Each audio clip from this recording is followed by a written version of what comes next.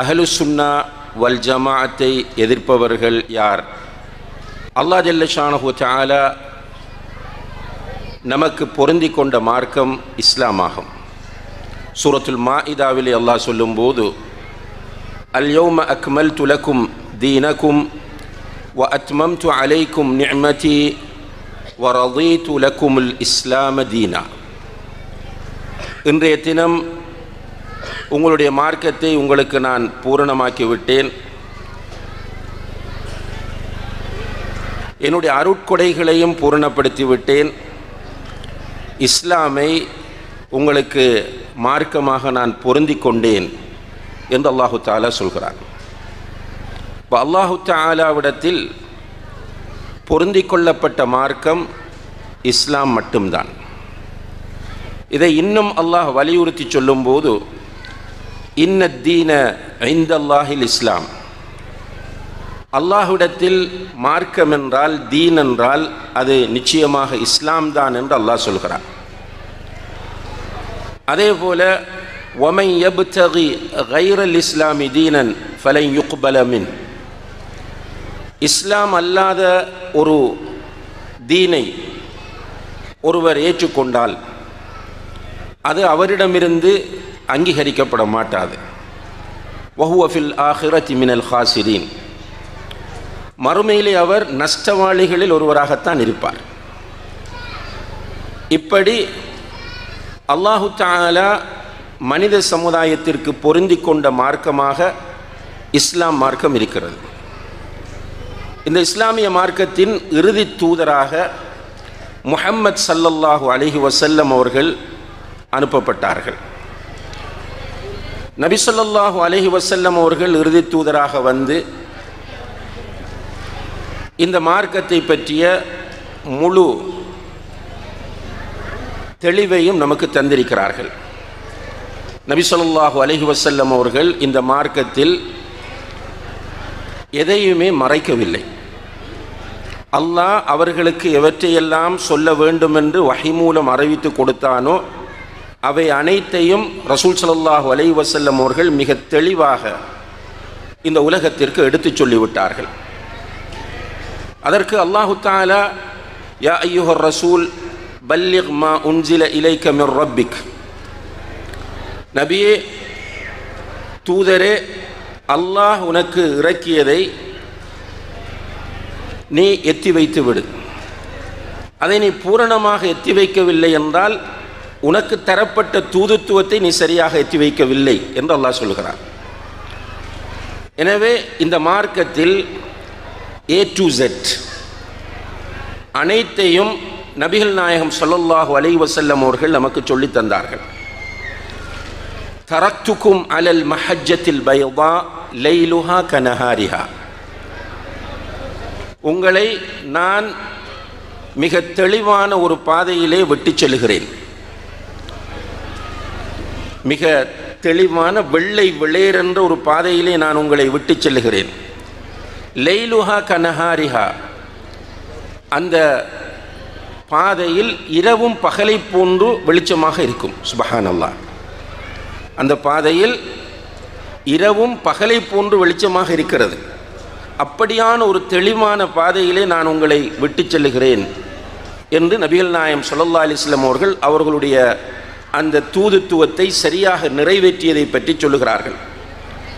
அதே போல ஹஜ்ஜத்துல் விதாவிலே வைத்தும் சொன்னார்கள், அல் யௌம அக்மல்து லக்கும் தீனக்கும் வ அத்மம்து அலைக்கும் நிஅமதி வ ரதீது லக்குமுல் இஸ்லாம தீனா என்கிற அந்த குர்ஆன் வசனம் இறக்கப்பட்ட போது சஹாபாக்களை பார்த்து கேட்டார்கள், அலஹல் பல்லக்து, நான் உங்களுக்கு எனக்கு தரப்பட்ட தூதுத்துவத்தை எத்தி வைத்து விட்டேனா என்று கேட்டார்கள்.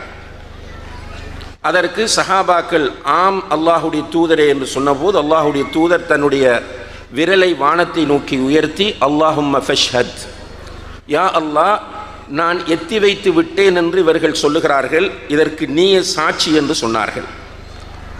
இப்படி முழுவதையும் அல்லாஹுடைய தூதர் எத்தி வைத்தார்கள்.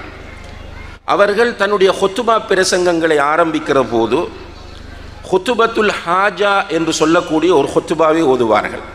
இன்னல் ஹம்தலில்லாஹ் நஹ்மதுஹு வ நஸ்தஈனுஹு வ நஸ்தக்ஃபிருஹு என்று வரக்கூடிய அந்த ஹுத்துபத்துல் ஹாஜாவை ஓதுவார்கள்.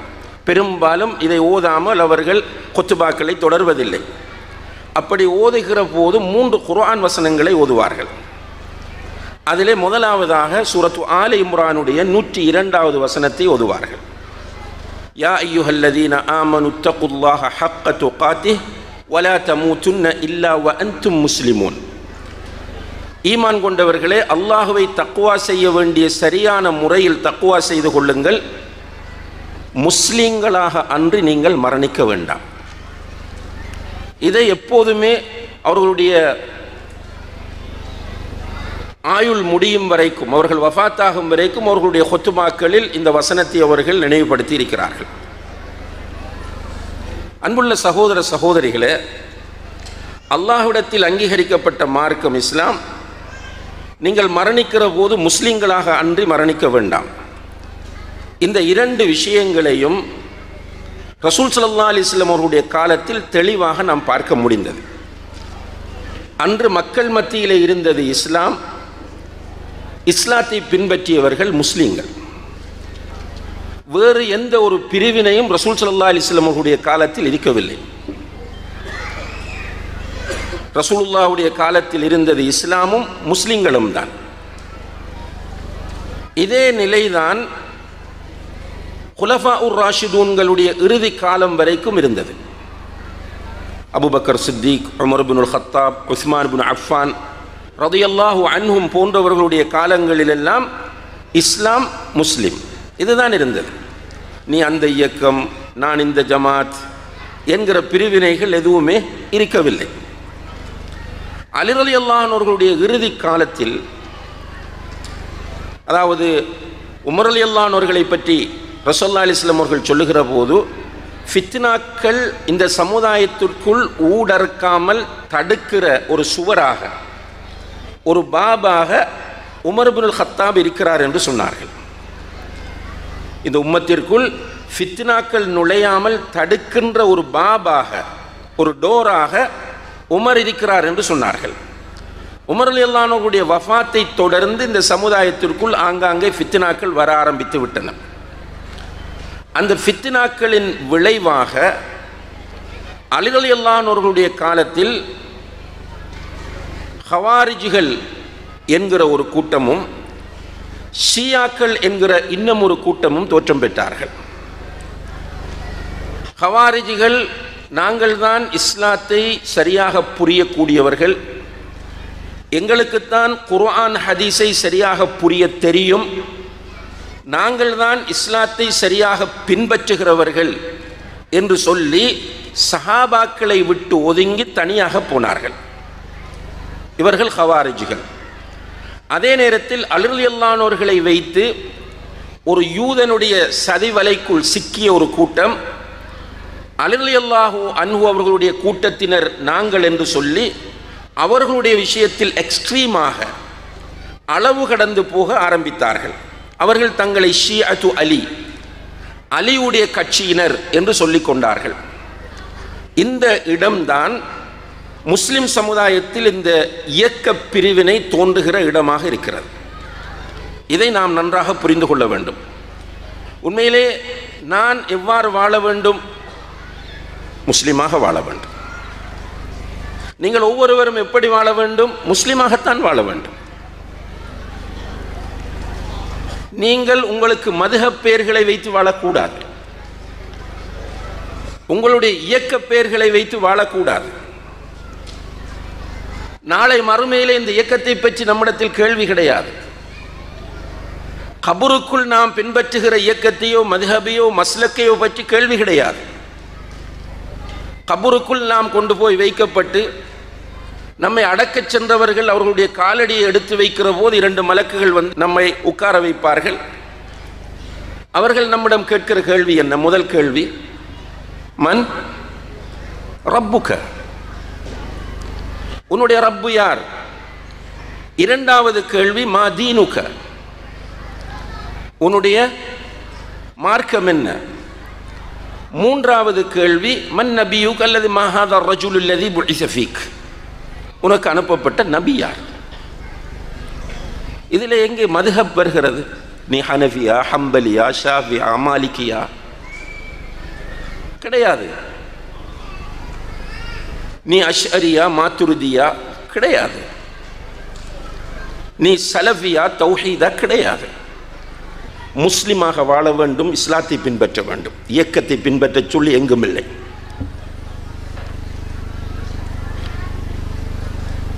குர்ஆனிலோ ஹதீஸிலோ எங்குமே கிடையாது இயக்கத்தை பின்பற்றுங்கள் என்று.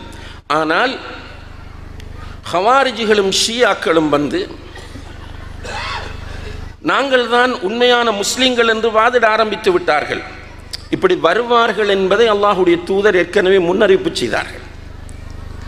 சஹீஹான ஹதீஸ் அஹ்மதிலே, அபூதாவுதிலே, இப்னு மாஜா இன்னும் பல ஹதீஸ் கிரந்தங்களிலே பதிவு செய்யப்பட்டிருக்கிறது. ரசூல் ஸல்லல்லாஹு அலைஹி வஸல்லம் அவர்கள் சொன்னார்கள், இஃப்தரகத்தில் யஹூது, யூதர்கள் 71 கூட்டமாக பிரிந்தார்கள். நசாராக்கள் 72 கூட்டமாக பிரிந்தார்கள். وستفترق أمتي إلى 73 فرقة. என்னுடைய உம்மத் 73 கூட்டமாக பிரியும். சுப்ஹானல்லாஹ். குல்லுஹா ஃபின்னார், எல்லாம் நரகம் போகும். இல்லா வாஹிதா, ஒரே ஒரு கூட்டத்தை தவிர. ஃபிர்கா, ஃபிர்கா நல்லா புரிஞ்சுக்கணும். ஒரே ஒரு ஃபிர்காவை தவிர எல்லா ஃபிர்காவும் நரகம் போகும். அப்போ சஹாபாக்கள் ஒரு கவலையோடும் பயத்தோடும் கேட்கிறார்கள், மன்ஹும் யா ரசூலல்லாஹ். ரசூல் ஸல்லல்லாஹு அலைஹி வஸல்லம் அவர்கள் சொன்னார்கள், மா அன அலைஹி வ அஸ்ஹாபி, நானும் என்னுடைய தோழர்களும் எந்த வழியில் இருக்கிறோமோ அதில் இருப்பவர்கள்தான் அந்த ஒரு ஃபிர்கா என்றார்கள். நானும் எனது தோழர்களும் இன்று எந்த வழியில் இருக்கிறோமோ, எந்த தீனில் இருக்கிறோமோ, எந்த மன்ஹஜில் இருக்கிறோமோ, அந்த மன்ஹஜிலே அந்த தீனிலே இருக்கிற ஃபிர்கா தான் அந்த கூட்டம் என்று சொன்னார்கள். சுவர்க்கம் போகக்கூடிய, வெற்றி பெறக்கூடிய அந்த கூட்டம் என்று சொன்னார்கள். அன்புள்ள சகோதர சகோதரிகளே, வெற்றி பெறக்கூடிய அந்த கூட்டத்தின் தன்மையை சொன்னார்களே தவிர பேரை சொல்லவில்லை. நன்றாக புரிந்து கொள்ளுங்கள். வெற்றி பெறக்கூடிய கூட்டத்தின் தன்மையை சொன்னார்கள் ரசூல் ஸல்லல்லாஹு அலைஹி வஸல்லம் அவர்கள். மா அன அலைஹி வ அஸ்ஹாபி, நானும் என்னுடைய தோழர்களும் எதில் இருக்கிறோமோ அதில் இருப்பவர்கள் என்று சொன்னார்கள். அந்த பிரிவின் பெயரை சொல்லவில்லை. எங்கும் கிடையாது. லைஃபான ஹதீஸ்லையும் கிடையாது, சஹீஹான ஹதீஸ்லையும் கிடையாது.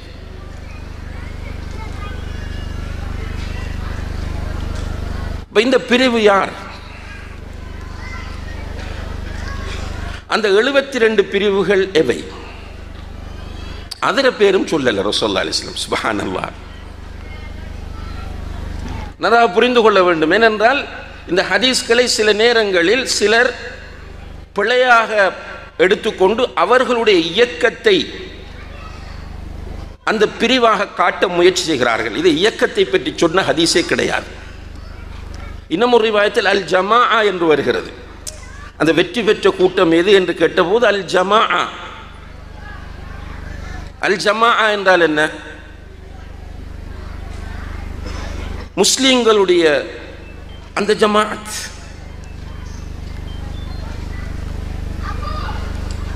அப்ப இந்த ஹதீஸை வைத்து நாங்கள் தான் வெற்றி பெற்ற பிரிவினர் என்று ஒரு இயக்கம் தனக்கு பெயர் சூட்டிக் கொள்வது என்பது பொருத்தமான ஒன்றல்ல. எனவே தான் நம்முடைய உலமாக்கள் குர்ஆன் சுன்னா அடிப்படையில் அஹ்லு சுன்னாவை சேர்ந்த உலமாக்கள், இப்போ நாம் எல்லோரும் மிக கண்ணியமாக மதிக்கக்கூடிய உலமாக்கள், அண்மை காலத்தில் இருந்து வஃபாத்தான உலமாக்கள் ஷேக் இப்னு பாஸ் ரஹிமஹுல்லா, ஷேக் முஹம்மது இப்னு சாலிஹ் அல் உஸைமீன் ரஹிமஹுல்லா, அதே போல ஷேக் நாசருத்தீன் அல்பானி ரஹிமஹுல்லா போன்ற உலமாக்கள், இப்போது உயிரோடு இருக்கிற உலமாக்கள் எல்லாம் ஹிஸ்பியத் இஸ்லாம் இல்லை என்று சொல்லிவிட்டார்கள்.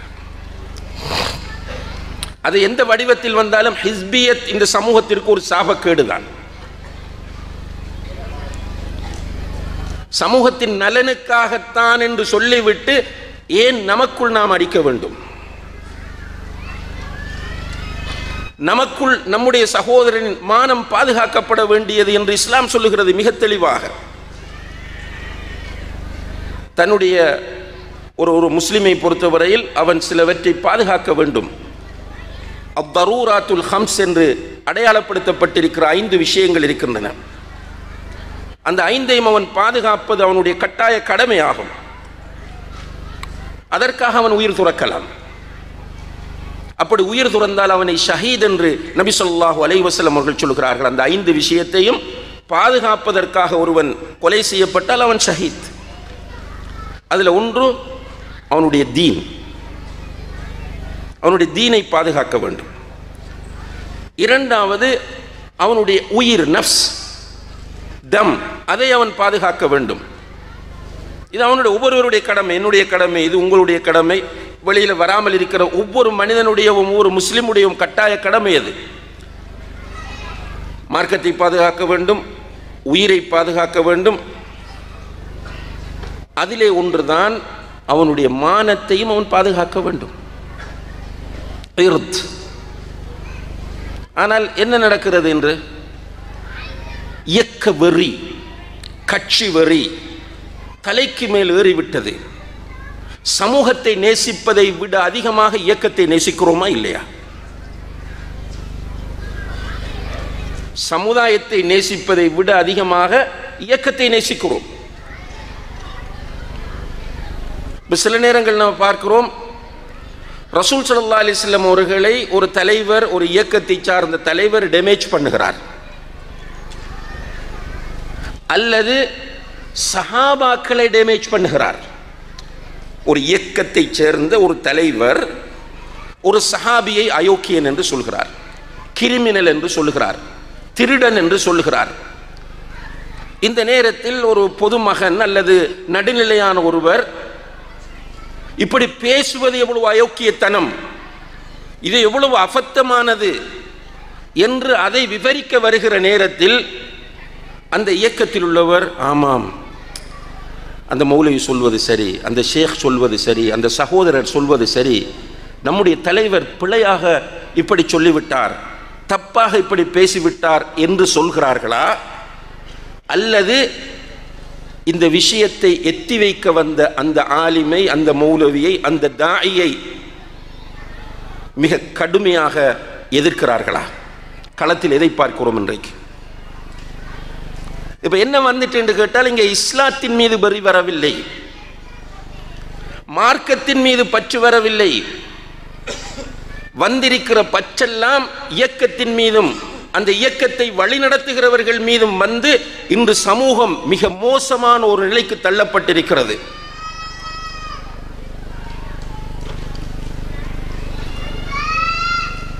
அன்புள்ள சகோதர சகோதரிகளே, இந்த சமுதாயத்தில் 72 பிரிவு நரகம் போகும், ஒரே ஒரு பிரிவு தான் சுவர்க்கம் போகும் என்று அல்லாஹ்வுடைய தூதர் சொல்லிவிட்டு அந்த நரகம் போகிற 72 பிரிவின் பெயரை சொல்லவும் இல்லை, சுவர்க்கம் போகக்கூடிய பிரிவின் பெயரை குறிப்பிடவும் இல்லை. ஆனால் பொதுவாக என்ன சொல்லிட்டாங்க, உங்களை வெள்ளை வெளையர் என்ற திட்ட தெளிவான ஒரு வழியில் நான் விட்டு செல்கிறேன். அந்த வழியை விட்டு யாராவது ஒதுங்கி சென்றால் லா யஸீகு அன்ஹா இல்லா ஹாலிக், அழிந்து போகிறவனை தவிர, அழிந்து போகிற நரகத்துக்கு போய் நாசமாகிறவனை தவிர வேறு யாரும் அந்த தெள்ள தெளிவான வெள்ளை வெளையர் என்ற பாதையை விட்டு போக மாட்டான் என்று சொன்னார்கள். அப்போ அப்படி ஒரு கூட்டம் போகும், போய் அழிஞ்சு நாசமாகி நரகம் போகும். அல்லாஹ் அந்த நிலையிலிருந்து நம் அனைவரையும் பாதுகாக்க வேண்டும். இந்த சந்தர்ப்பத்தில் சூரத்துல் ஆல இம்ரான் 3வது அத்தியாயத்தின் 106வது வசனம், யௌம தபியது வுஜூஹுன் வ தஸ்வது வுஜூஹ், மஹ்ஷரிலே வைத்து சில முகங்கள் கருத்து போகும். மறுமை நாளிலே மஹ்ஷரிலே வைத்து சில முகங்கள் கருத்து போகும், சில முகங்கள் வெள்ளை வெளையர் என்று இருக்கும் என்று அல்லாஹ் சொல்லுகிறான். 3:106. இந்த வசனத்திற்கு தஃப்சீர் செய்கிற இமாம் இப்னு கஸீர் ரஹிமஹுல்லாஹ் அவர்கள் இப்னு அப்பாஸ் ரலியல்லாஹு அன்ஹுமா அவர்கள் சொன்னதாக ஒரு செய்தியை கொண்டு வருகிறார்கள். யௌம தபியது வுஜூஹுன், அந்த நாளில் சில முகங்கள் பிரகாசமாக இருக்கும். அந்த முகங்கள் வுஜூஹு அஹ்லி சுன்னா வல் ஜமாஅ, அஹ்லு சுன்னா வல் ஜமாஅத்துடைய முகம் பிரகாசமாக இருக்கும். வதஸ்வது வுஜூஹு அஹ்லில் பித்இ வல் ஃபிர்கா அல்லது வல் ஃபுர்கா, பித்அத்வாதிகள் பிரிவினைவாதிகளுடைய முகங்கள் கருத்து போகும் என்று சொல்கிறார்கள். அப்ப இப்னு அப்பாஸ் ரலியல்லாஹு அன்ஹுமா அவர்கள் அந்த ஹதீஸுக்கு விளக்கம் சொல்லுகிறார்கள். என்னுடைய உம்மத் 73 பிரியும், 72 நரகம் போகும், 1 மட்டும் சுவர்க்கம் போகும் என்று சொன்ன அந்த ஹதீஸுக்கு ஒரு விளக்கத்தை தருகிறார்கள். என்னது? அஹ்லு சுன்னா வல் ஜமாஅ அந்த சுவர்க்கம் போகக்கூடிய கூட்டம், அஹ்லுல் பித்அ வல் ஃபுர்கா நரகம் போகும் அந்த 72 கூட்டமும் என்று சொன்னார்கள். இப்போ இது கூட இன்னும் பூரணமான தெளிவோடு உள்ளதில்லை. ஏனென்றால் இந்த ஷியாக்களும் ஹவாரிஜிகளும் அதே போல ஜஹ்மியாக்கள் என்று சொல்லக்கூடிய கூட்டத்தினரும் இந்த 3 கூட்டம்தான் பிரிவினைவாதிகளின் அந்த 72 கூட்டத்தின் அடிப்படையானவர்கள் என்று அதிகமான உலமாக்கள் குறிப்பிடுகிறார்கள். யார் யாரு? ஷியா, ஹவாரிஜ், ஜஹ்மியா. இந்த 3 கூட்டம்தான் 72 கூட்டத்தின் பேசிக். இந்த 3லிருந்து தான் 72 பிரிந்தது என்று சொல்கிறார்கள். இன்னும் சில உலமாக்கள் அவர்கள் 6 கூட்டம் என்று சொல்கிறார்கள். கதரியா, ஜபரியா, முத்தஸிலா என்று அவர்கள் 6ஐ சொல்லி ஒவ்வொரு கூட்டத்தில் அந்த 6ல் ஒவ்வொன்றிலிருந்தும் 12 குழுக்கள் பிரிந்து 72 குழுக்கள் அவர்கள் இருக்கிறார்கள் என்று சொல்கிறார்கள். அப்ப இந்த நரகம் போகக்கூடிய 72 கூட்டமும் எது என்று நம்மால் அடித்து சொல்ல முடியாது. ஆனால் ஹதீஸின் நிழலில் நம்ம சொல்லதா இருந்த என்னத்தை சொல்லலாம்? ஹதீஸிலிருந்து நாம் சொல்வதாக இருந்தால் ரசூல் ஸல்லல்லாஹு அலைஹி வஸல்லம் அவர்களும் சஹாபாக்களும் எந்த வழியில் இருந்தார்களோ அவர்கள் நிச்சயமாக அந்த ஒரு கூட்டம். அது பேர் வைத்துக் கொண்டிருந்தாலும் சரி, பேர் வைக்காமல் தனியாக வாழ்ந்தாலும் சரி, நன்றாக புரிந்து கொள்ளுங்கள். இதை தெளிவாக புரிந்து கொள்ளணும். ஏனென்றால் அமைப்புகள், இயக்கங்கள் சமூகத்திற்கு ஒரு கோணத்தில் சாபமாக இருந்தாலும் இன்னும் ஒரு கோணத்தில் நன்மைதான். அதற்காக இந்த அமைப்புகளின் மீது வெறி வரக்கூடாது. வெறி வந்தால் அது வழிகேடுதான். அது அரசியல் அமைப்பாக இருந்தாலும் சரி, தாவா அமைப்புகளாக இருந்தாலும் சரி, அந்த அமைப்பின் மீது யாருக்காவது வெறி வந்தால் அந்த அமைப்பு நிச்சயமாக, அல்லது அந்த சகோதரர் அமைப்பில் அந்த சகோதரர் வழிகேட்டில் இருக்கிறார். இப்போ ஜாக் ஜமியத் அஹ்லுல் குர்ஆன் வல் ஹதீஸ் இந்த இடத்தில் பிரதானமான பேச்சாளராக ஷேக் நம்முடைய கண்ணியத்திற்குரிய முஃப்தி உமர் ஷரீஃப் அவர்களை கூப்பிட்டிருக்கிறது. அவர்கள் எந்த அமைப்பைச் சேர்ந்தவர்? ஜாக்கை சேர்ந்தவரா? இல்லை. அஹ்லே ஹதீஸில் உள்ளவரா? இல்லை. அவர் ஒரு சிறந்த தாய், சிறந்த ஆலிம். அவர்களிடத்தில் அந்த வெறி இருந்தால் அவரை கூப்பிட மாட்டார்கள். என்ன அழைத்திருக்கிறார்கள்? நான் எந்த ஒரு இயக்கத்திலும் கிடையாது. நன்றாக புரிந்து கொள்ளுங்கள். ஸ்ரீலங்காவிலும் நிறைய ஜமாத்துகள் இருக்கின்றன. நான் எந்த ஒரு ஜமாத்திலும் நான் இல்லை. ஆனால் எல்லோரோடும் நாங்கள் ஒத்துழைக்கக்கூடியவர்கள். அவர்களிடத்திலும் வெறி இல்லை. இந்த நிலைதான் முஸ்லிம் சமூகத்திற்கு இன்று தேவை. நான் நினைக்கிறேன் இன்றைய மாநாட்டின் கருப்பொருளும் அதுதான், சமூக நல்லிணக்கம் என்பது. அதற்காக வேண்டி கொள்கையில் காம்ப்ரமைசிங் என்பது கிடையாது. சமூக நல்லிணக்கம் இருக்கலாம். இன்றைக்கு இப்போ உலகத்தில் நடக்கிற நிகழ்வுகள் நாம் எல்லோரும் பார்த்து வேதனைப்பட்டு தனித்தனியை பார்க்கும்போது அழுதுட்டு வரோம். ஆனால் ஒரு பப்ளிக் ஸ்டேஜுக்கு வரக்குள்ள மறந்துடுறோம், ஒரு பிரச்சனை வரக்குள்ள மறந்துடுறோம். முஸ்லிம் சமூகம் இன்று பெரிய சோதனைகளை சந்தித்துக் கொண்டிருக்கிறது. ஒரு பிரச்சனை வருகிற நேரத்தில் நீ அவன், நீ இவன் என்றெல்லாம் பார்ப்பதில்லை, முஸ்லீம் என்று தான் பார்க்கிறான். எனவே முஸ்லிம் சமூகத்திற்குள்ளும் நல்லிணக்கம் என்று தேவை.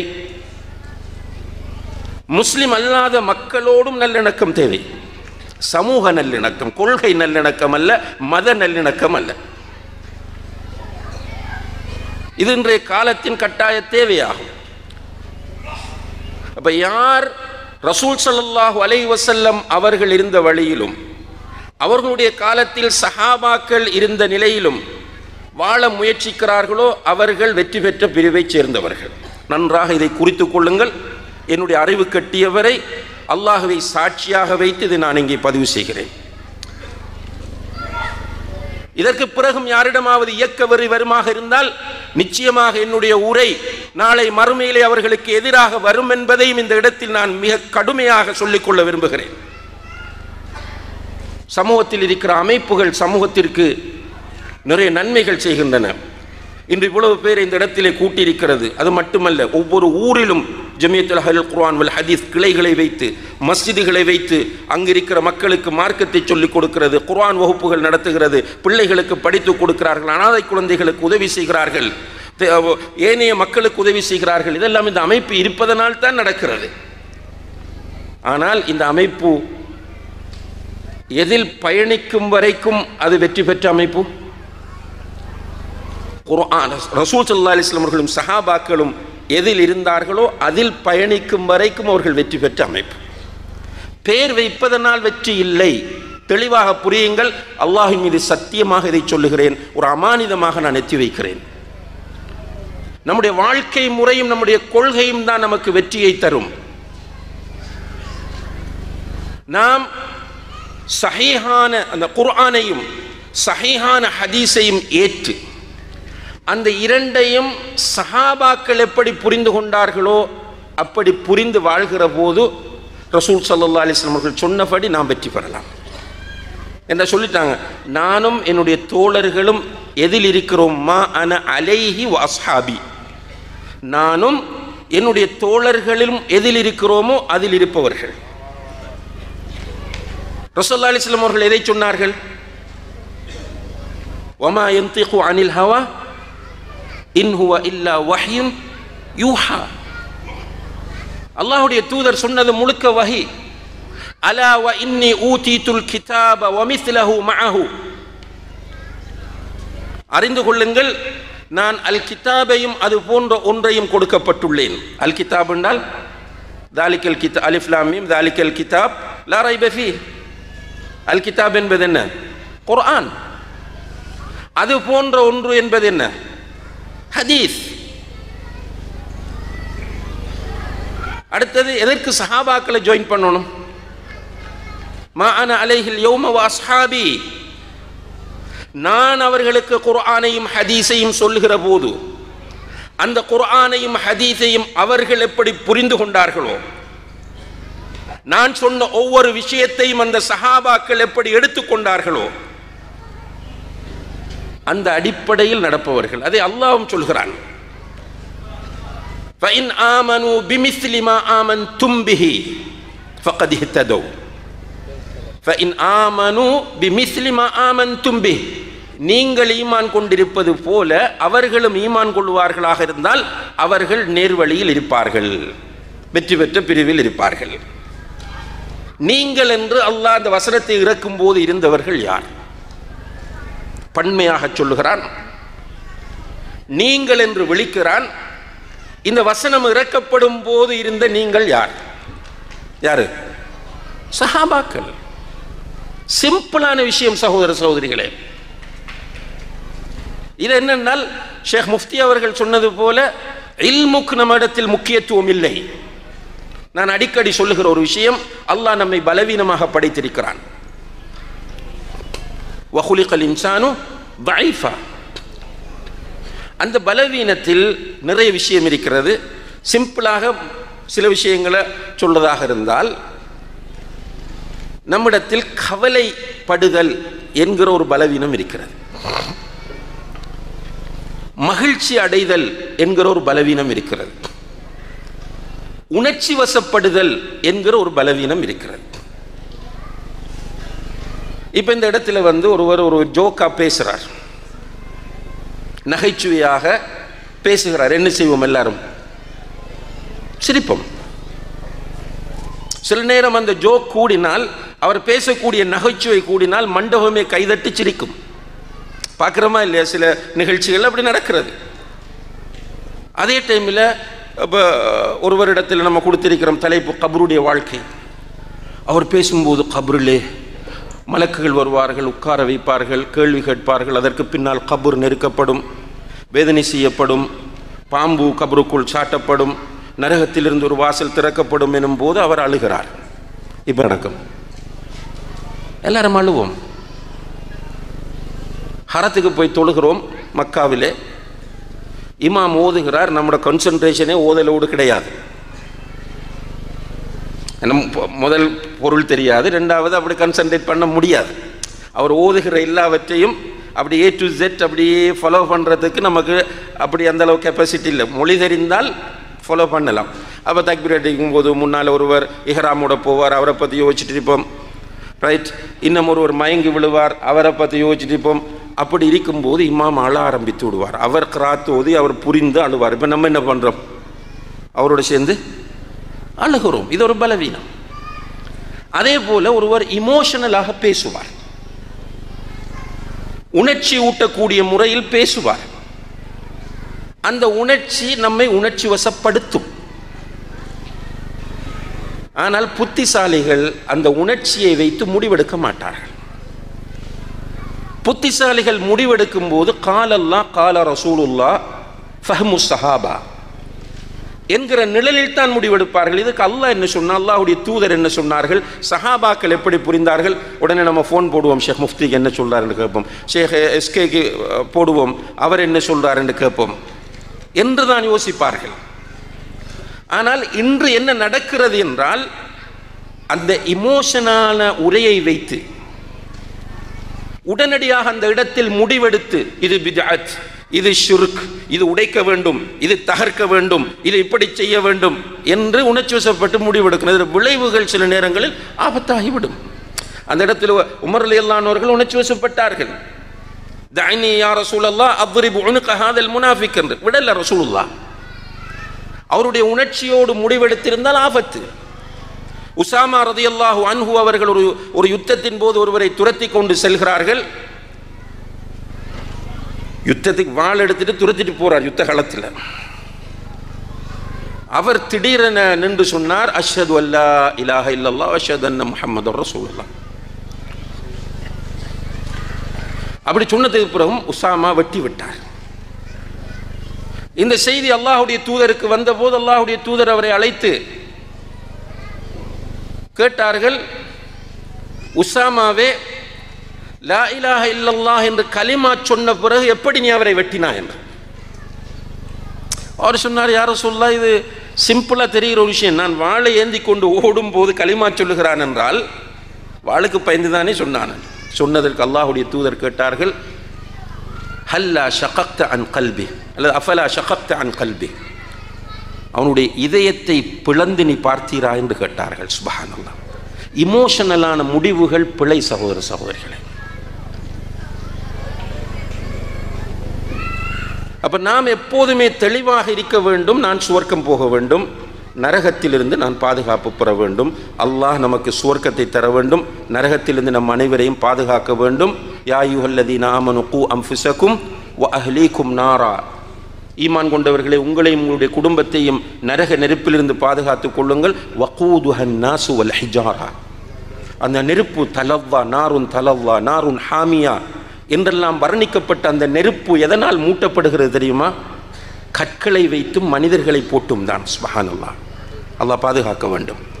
அந்த நரகத்திற்குரிய விறகுகளாக நானும் நீங்களும் போய்விடக்கூடாது. இந்த பயமும் இந்த கவலையும் ஒவ்வொரு முஸ்லிமிடமும் இருக்க வேண்டும். அப்ப 5 வக்து தொழுதா சுவர்க்கம் போகலாமாண்டா? இல்லை. ஹஜ்ஜிக்கு போனா சுவர்க்கம் போகலாமாண்டா? முடியாது. சுவர்க்கத்திற்கு போக வேண்டும் என்றால் மா அன அலைஹில் யௌம வ அஸ்ஹாபி, அது பிராக்டிக்கலாக வர வேண்டும். நானும் என்னுடைய தோழர்களும் எதில் இருக்கிறோமோ அதில் இருக்கிற ஒரு பக்குவம் நமக்கு வர வேண்டும். அப்ப கால அல்லாஹ் கால ரசூலுல்லாஹ் ஃபஹ்மு ஸஹாபா.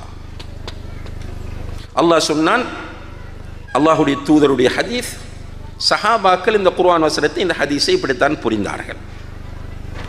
இந்த மன்ஹஜில் பயணிக்கிறவர்கள் அஹ்லு சுன்னா வல் ஜமாத் என்று ஆரம்பத்தில் அழைக்கப்பட்டார்கள். அதை அடையாளப்படுத்தியவர் இப்னு அப்பாஸ் ரலியல்லாஹு அன்ஹுமா.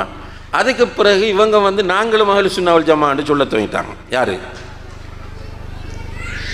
இந்த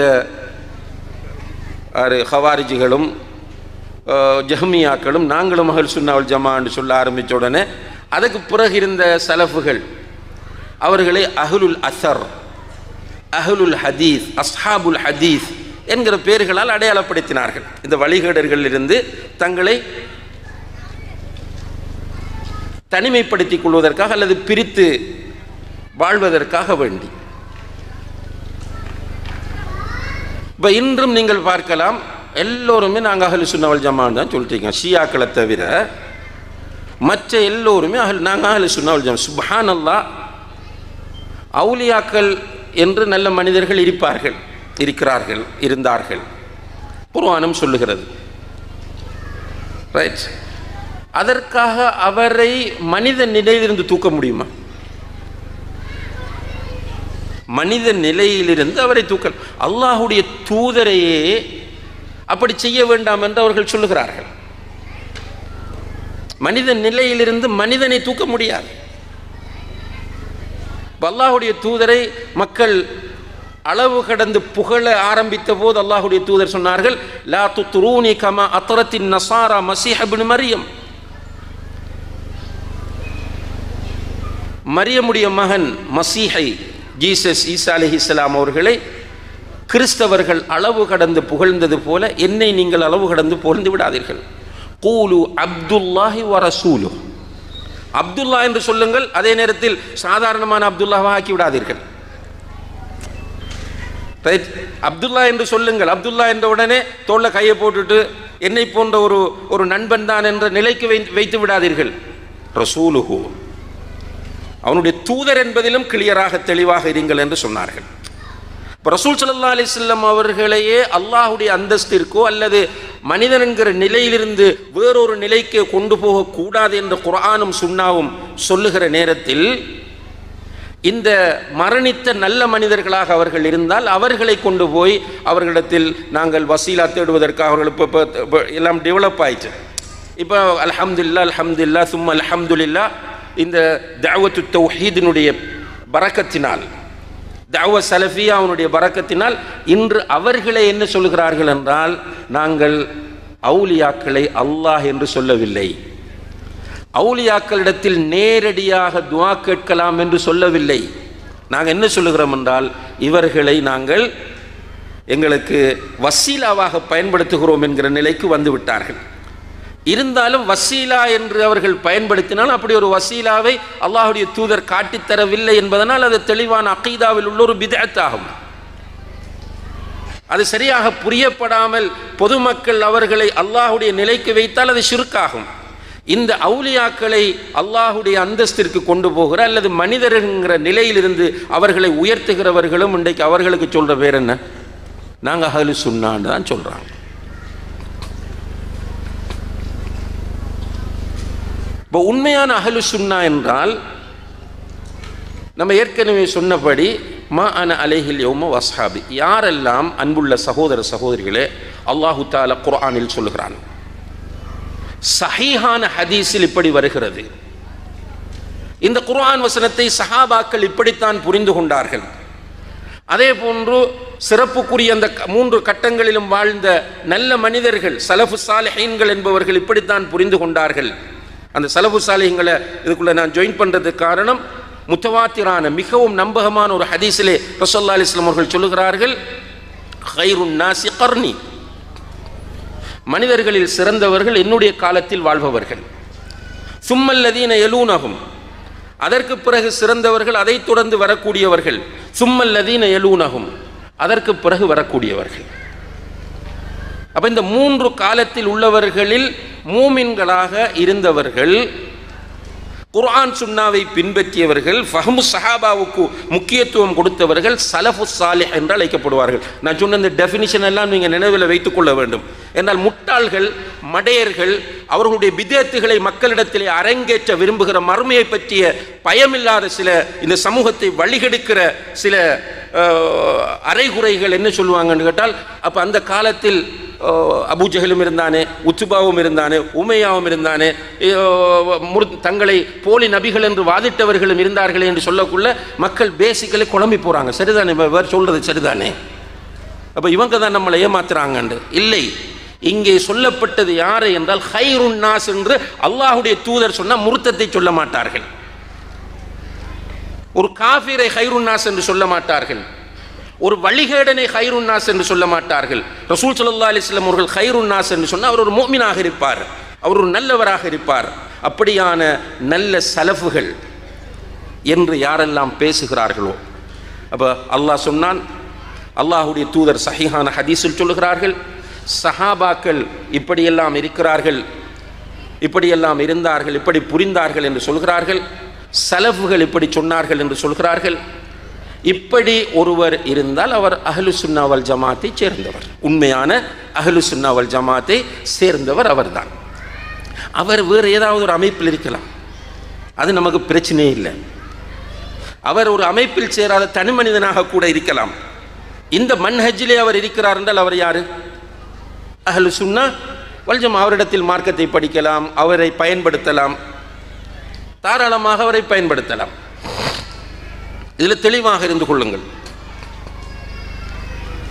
இந்த மன்ஹஜிலே, இந்த அகீதத்து அஹ்லி சுன்னா வல் ஜமா என்கிற கொள்கையில் தான் இமாம்களான அபு ஹனீஃபா ரஹிமஹுல்லா, மாலிக் ரஹிமஹுல்லா, ஷாஃபிஈ ரஹிமஹுல்லா, அஹ்மத் இப்னு ஹம்பல் ரஹிமஹுல்லா போன்ற கண்ணியத்திற்குரிய இமாம்கள் இருந்தார்கள். அஹ்லு சுன்னா வல் ஜமாத்தினுடைய அகீதாவிலே தான் குர்ஆனுக்கு அடுத்ததாக நம்பகமான ஹதீஸ் கிதாப் என்று அடையாளப்படுத்தப்படக்கூடிய சஹீஹுல் புகாரியின் தொகுப்பாளராகிய இமாம் புகாரி ரஹிமஹுல்லா அவர்கள் இருந்தார்கள். இமாம் முஸ்லிம் ரஹிமஹுல்லா அவர்கள் இருந்தார்கள். அதே போன்று ஏனைய ஹதீஸ் கிதாபுகளை நமக்கு தந்த உலமாக்கள், இமாம்கள் இந்த அஹ்லு சுன்னா வல் ஜமாத்தினுடைய அகீதாவில் தான் இருந்தார்கள். அவர்களுடைய கிதாபுகளை எல்லாம் எடுத்து பார்த்தால் மிக தெளிவாக அவர்கள் பேசியிருப்பார்கள். எனவே அஹ்லு சுன்னா வல் ஜமா என்பவர்கள் மா அன அலைஹில் யௌம வ அஸ்ஹாபி என்கிற அந்த அடிப்படையில் இருப்பவர்கள் தான் அஹ்லு சுன்னா வல் ஜமா. இது அல்லாதவர்கள் யாரு? அஹ்லுல் பிதா. இது அல்லாதவர்கள் அஹ்லுல் பிதா. இன்னும் சேர்த்து சொல்லுவோம் வல் அஹ்வா, பிதஅத்துகளையும் மனோ இச்சைகளையும் பின்பற்றக்கூடியவர்கள். இப்போ அஹ்லு சுன்னாவை யாரை எதிர்ப்பாங்க? இப்போ கேள்வி, நம்முடைய தலைப்பு இதுதான். அஹ்லு சுன்னாவை எதிர்ப்பவர்கள் யார்? யார் எதிர்ப்பாங்க அஹ்லு சுன்னாவை? அஹ்லுல் பிதா எதிர்ப்பார்கள். இப்போ பாருங்க, கால அல்லாஹ் கால ரசூலுல்லாஹ், சஹாபாக்கள் இப்படித்தான் புரிந்தார்கள், சலஃபுகள் இப்படித்தான் சொல்கிறார்கள். இப்போ இது மசாதிரு தலக்கி என்று சொல்லப்படும் அகீதாவை, மார்க்கத்தை பெறுவதற்கான அடிப்படை மூலாதாரங்கள். இதான் ரசூலுல்லாஹி அலைஹி வஸல்லம் அவர்கள் விட்டு சென்றது. பகுத்தறிவை பின்பற்றுவது, மார்க்கத்தை புரிந்து கொள்வதில் பகுத்தறிவுக்கு முதல்நிலை கொடுப்பது. இது அஹ்லு சுன்னாவுடைய அடிப்படையா அஹ்லுல் பிதாவுடைய அடிப்படையா? அஹ்லுல் பிதாவுடைய அடிப்படை. என்னுடைய அறிவுக்கு பொருந்தவில்லை. உன்னுடைய அறிவு என்ன அறிவு? நீ பெரிய அறிவாளி என்று உன்னை சொல்லலாம். உன்னை விட இவ்வளவு படித்தவர்களும் அறிவுள்ளவர்களும் இருக்கிறார்கள். அப்ப நீ சிந்திப்பதை வைத்து என்னுடைய அறிவுக்கு இந்த ஹதீஸ் பொருந்தவில்லை, இந்த குர்ஆன் வசனம் முரண்படுகிறது என்று நீ தூக்கி பிடித்தால் உன்னை நீ யார் என்று சொல்ல வருகிறாய்? நிதானமாக எல்லோரும் யோசிக்க வேண்டும்.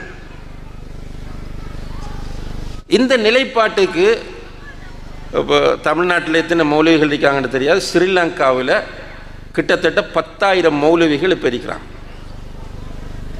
300க்கும் மேற்பட்ட மதரசாக்கள் இருக்கிறது. 10,000, சுமார் 10,000க்கு மேற்பட்ட மௌலவிகள். இப்படி ஒவ்வொரு மௌலவியும் முடிவெடுக்க ஆரம்பித்தால் என்ன நடக்கும்? பொதுமக்களை விடுவோமே. என்னுடைய அறிவுக்கு பொருந்தவில்லை முபாரக் மதனி, ரிஜெக்ட். என்னுடைய அறிவுக்கு பொருந்தவில்லை இஸ்மாயில் சலஃபி, ரிஜெக்ட். அவர் ஒரு ஹதீஸை ரிஜெக்ட் பண்ணுறார். இன்னும் ஒருவர் என்னுடைய அறிவுக்கு பொருந்தவில்லை, அவர் ரிஜெக்ட் பண்ணுறார். இப்படி ஒவ்வொருவரும் அவருடைய அறிவுக்கு பொருந்தவில்லை, அவருடைய அறிவுக்கு பொருந்தவில்லை, அவருடைய அறிவுக்கு பொருந்தவில்லை ரிஜெக்ட் பண்ணால் எங்கே போய் நிற்கும் தீன்? கடைசியில் என்ன நடக்கும்? அறிவு தான் வரும். மூத்தசிலாக்கள் வந்து நிற்பாங்க. இப்போ என்ன நடக்கும் என்றால், கால அல்லாஹ் என்று சொல்லுங்கள், கால ரசூலுல்லாஹ் என்று சொல்லுங்கள், சஹாபாக்கள் இப்படித்தான் புரிந்து கொண்டார்கள் என்று சொல்லுங்கள் என்று சொல்லும்போது இந்த அறிவை முற்படுத்துகிறவர்கள் இவர்களை எதிர்ப்பார்கள். நடக்குதா இல்லையா?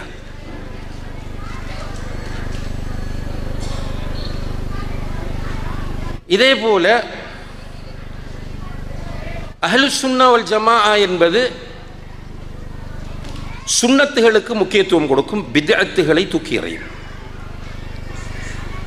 அப்படிதான் சஹாபாக்கள் இருந்தார்கள். சின்ன பித்அத் அவர்களுடைய பார்வையில் ஒரு சின்ன பித்அத் என்று பின்னால் உள்ளவங்க கருதினத்தை சஹாபாக்கள் பெருசாக எடுத்தாங்க. இந்த கல்லை வைத்து தஸ்பீ செய்த சம்பவம் எல்லாருக்கும் தெரியும். இப்னு மசூத் ரலியல்லாஹு அன்ஹு போகும்போது கல்லை வச்சு தஸ்பீ செய்யும்போது கடுமையாக கோவப்பட்டாரா இல்லையா? என்றால் பித்அத்துகள் மார்க்கத்திற்குள் வர முடியாது. அழகாக தெரியலாம், ஒரு மாஷா அல்லாஹ் என்று சொல்லக்கூடிய அளவுக்கு அது ஒரு மக்களிடத்தில் இடம் பிடித்திருக்கலாம். ஆனால் பித்அத் பித்அத். அஹ்லுஸ் சுன்னா வல் ஜமாஅ என்ன செய்யும் என்றால் பித்அத்துகளை, அது அகீதாவில் உள்ள பித்அத்தாக இருந்தாலும் அமல்களில் உள்ள பித்அத்தாக இருந்தாலும் தூக்கி எறியும். இப்போ என்ன நடக்கும்? பித்அத்துகளை தூக்கி பிடிக்கிறவர்கள் அஹ்லுஸ் சுன்னா வல் ஜமாஅத்தை எதிர்ப்பார்கள். அஹ்லுஸ் சுன்னா வல் ஜமாஅ அவுலியாக்களை கண்ணியப்படுத்த வேண்டும் என்று சொல்கிறவர்கள். குர்ஆனில் அலா இன்ன அவுலியா அல்லாஹ் என்று அல்லாஹ் அவுலியாக்கள் இருக்கிறார்கள் என்று சொல்லி காட்டுகிறான். ஆனால் அந்த அவுலியாக்கள் யார்? அல்லாஹு அலம். சில நேரங்களில் பெரிய தாடி வைத்து தலைப்பாகை கட்டி கையிலே தஸ்பீஹ் மணியோடு பெரிய மக்கள் மத்தியில் அவுலியாவை போன்று வலம் வருகிற ஒருவர் ஃப்ராடாக இருக்கலாம். அதே நேரத்தில் தாடியே இல்லாமல் தொப்பியும் போடாமல் இருக்கிற ஒருவர் அல்லாஹ்விடத்தில் வலியாக அவுலியாவாக இருக்கலாம். அல்லாஹு அலம். அப்ப அவுலியாக்களை கண்ணியப்படுத்த வேண்டும் என்று இஸ்லாம் சொல்கிறார். அவுலியாக்களுக்கு சில நேரங்கள் கராமத்து வரும் என்றும் அஹ்லுஸ் சுன்னா வல் ஜமாஅ சொல்கிறார்கள். அவுலியாக்களுக்கு கராமத்து நடக்கும். சில நேரம் அதை தனியாக என்ஜாய் பண்ணவர்கள் இருப்பீர்கள், அனுபவித்தவர்கள் இருப்பீர்கள். உங்களோட வீட்டில் கொஞ்சம் பொருளாக இருக்கும், நிறைய பேர் கொடுத்திருப்பீங்க. தர்க்க ரீதியாக அதை பார்த்தோமாக இருந்தால் சாத்தியமே இல்லை. இது ஒரு கராமத். இயற்கை விதிக்கு மாற்றமாக ஒன்று நடக்கிறது என்றால் கராமத். அவுலியாக்களுக்கு கராமத் வரும். ஆனால் அவுலியா யாரு? அல்லாஹு அலம். கராமத்தை நம்ம மறக்கவில்லை, ஆனால் ஏமாற்றுவதைத்தான் மறக்கிறோம். கராமத் என்கிற பேரில் ஏமாற்றுவதைத்தான் மறக்கிறோம். எனவே என்ன பண்ணுவாங்க என்றால், அவுலியாக்களை வைத்துக்கொண்டு சமுதாயத்தை ஏமாற்றுகிற பித்அத்வாதிகள் அஹ்லுஸ் சுன்னாவை எதிர்ப்பார்கள். இப்படியாக கண்ணியத்திற்குரிய சகோதர சகோதரிகளே, யாரெல்லாம் அஹ்லுல் பித்ஆக இருக்கிறார்களோ அவர்கள் நிச்சயமாக அஹ்லுஸ் சுன்னாவை எதிர்ப்பார்கள். அந்த அஹ்லுல் பித்ஆ அவர்களுக்கு என்ன பெயரை வைத்து கொண்டாலும் சரி, அவர்கள் தங்களுக்கு தௌஹீத்வாதிகள் என்று பெயர் வைத்தாலும் சரி, சுன்னத் ஜமாத் என்று பெயர் வைத்தாலும் சரி, வேறு வேறு என்ன பெயர்களை அவர்கள் தங்களுக்கு சூட்டி கொண்டாலும் சரி, அவர்கள் நிச்சயமாக அஹ்லுஸ் சுன்னா வல் ஜமாத்தை எதிர்த்து கொண்டே இருப்பார்கள். இந்த நிலை மறுமை நாள் வரையும் நீடிக்கும். ஆனால் நம்முடைய கடமை என்ன? நாம் மா அன அலைஹில் யௌம வஸ்ஹாபி என்கிற அந்த விஷயத்தில் தெளிவோடு பயணிக்க வேண்டும். ஏனென்றால் இந்த உலகத்தில் நீயா நானா பிரச்சனை இல்லை. நம்முடைய பிரச்சனை ஷேக் கமாலுத்தீன் மதனி அவர்கள் சொல்லி காட்டியது போல மௌத்துக்கு பிறகுள்ள கபருடைய வாழ்க்கை தான் நம்முடைய பிரச்சனை. நம்ம ஈமான் கொண்டிருக்கிறோம். திடீரென மௌத் வருகிறது. திடீரென்று வராவிட்டாலும் மேக்சிமம் இந்த உலகத்தில் 65-70 வருடங்கள் தான் நம்ம இருக்கப் போகிறோம். எனவே அன்புள்ள சகோதர சகோதரிகளே, இந்த குறிப்பிட்ட காலத்திற்குள் நாம் நம்முடைய கபருக்கு தேடிக்கொள்ள வேண்டும். மஹ்ஷரிலே நம்முடைய முகங்கள் பிரகாசமாக இருக்க வேண்டும். இன்ஷா அல்லாஹ். அல்லாஹு தஆலா நம் எல்லோருடைய முகங்களையும் மறுமையிலே பிரகாசமான முகங்களாக ஆக்கி வைக்க வேண்டும். அதற்குரிய வழிகளை சரியாக தேடுவதற்கு அந்த ரப்புல் ஆலமீன் நம் அனைவருக்கும் தௌஃபீக் செய்ய வேண்டும் என்று பிரார்த்தித்து நன்றி கூறி விடைபெறுகிறேன். வ ஆஹிரு தஅவானா அனில் ஹம்துலில்லாஹி ரப்பில் ஆலமீன். வஸ்ஸலாமு அலைக்கும் வரஹ்மத்துல்லாஹி வபரகாத்துஹு.